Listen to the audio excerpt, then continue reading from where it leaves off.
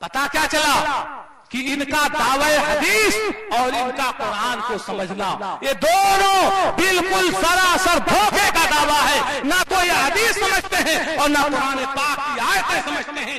اسی وجہ سے یہ سارے فتنے یہ پیدا ہو رہے ہیں. جن فتنوں کی وجہ سے آج طرح طرح کی برائیاں پھیل رہی ہیں اور سارے مومنین پر طرح طرح کے اعتراض یہ کرتے چلے جا رہے ہیں. اور عالم یہ ہے کہ آج لوگوں میں ایمان اور نبی کریم صلی اللہ علیہ وسلم کی محبت سے لوگوں کی ان کو بے توجہی ہوتی چلی جا رہی ہے. اس لیے اس بات کو سمجھنا ہے کہ قرآن و حدیث سے ہمیں اللہ کے بارے میں کیا عقیدہ رکھنا چاہیے, رسول اللہ صلی اللہ علیہ وسلم کے بارے میں ہمیں کیا عقیدہ رکھنا چاہیے. چنانچہ اس نے یہ کہا وہ عقل کا اندھا کہ نبی کریم صلی اللہ علیہ وسلم نماز پڑھ رہے تھے, ان کی بیٹی ان کے اوپر وہ جھڑی ڈالی گئی. نبی کریم کو اتنا پاور نہیں تھا, اتنا اختیار نہیں تھا کہ وہ اپنے سے وجلی کو دور کر دیا.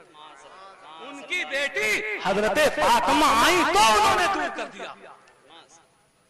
اسے پتا نہیں ہے, حیرت ہے اس پر. ارے ابی ابن خلف جو کافر تھا, غزوہ احد میں نبی کریم صلی اللہ علیہ وسلم نے فقط نیزے سے ایک اس پر نشان لگا دیا تھا تو پورے میدان میں دوڑتا تھا اور وہ کہتا تھا میں بچوں گا نہیں, میں مر جاؤں گا, میں بچوں گا نہیں, میں مر جاؤں گا. کفاروں نے کہا تھا, کافروں نے کہا یہ تو زخم کوئی بڑا نہیں ہے, اس میں تو کایا مر جائے گا.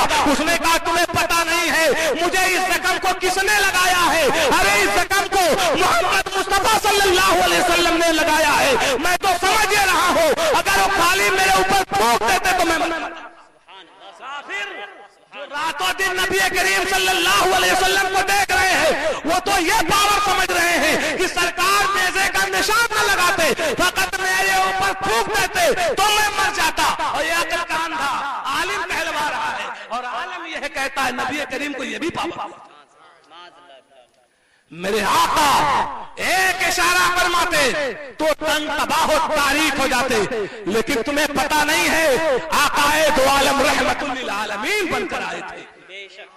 اسی رحمت کا حصہ ہے آج تم چین سے جی رہے ہو, سکون سے رہ رہے ہو, عرب پہ حکومت کر رہے ہو اور دنیا پر یہ اپنا بھاؤ دکھا رہے ہو. اگر ہم برے ہوتے, اگر ہم ایسے ہی تباہ کار ہوتے تو ہم پر رب کا عذاب آ جاتا. کیوں نہیں آ رہا ہے؟ پیارے نبی کریم صلی اللہ علیہ وسلم کی رحمت للعالمین ہی ہے جو تمہیں عذاب سے بچا رہے ہیں, ورنہ تم واقعی تباہ کر دیے جاتے, تم برباد کر دیے جاتے, ہلاک کر دیے جاتے. سنو وہاں معاملہ یہ تھا, حدیث پاک دیکھو, آقا خود ارشاد فرماتے ہیں اے عائشہ پہلے اس قاعدے پر اپنی نظر رکھو. قاعدے کلیہ یہ ہے جسے پوری روایت اسلامی دیکھنے کے بعد یہ حقیقت کھل کر سامنے آتی ہے.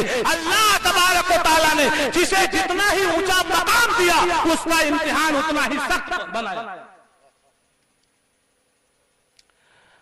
جس کو جتنا اونچا مقام دیا اس کا معاملہ اتنا ہی بلند کیا اور اس کا امتحان اتنا ہی سخت تھا.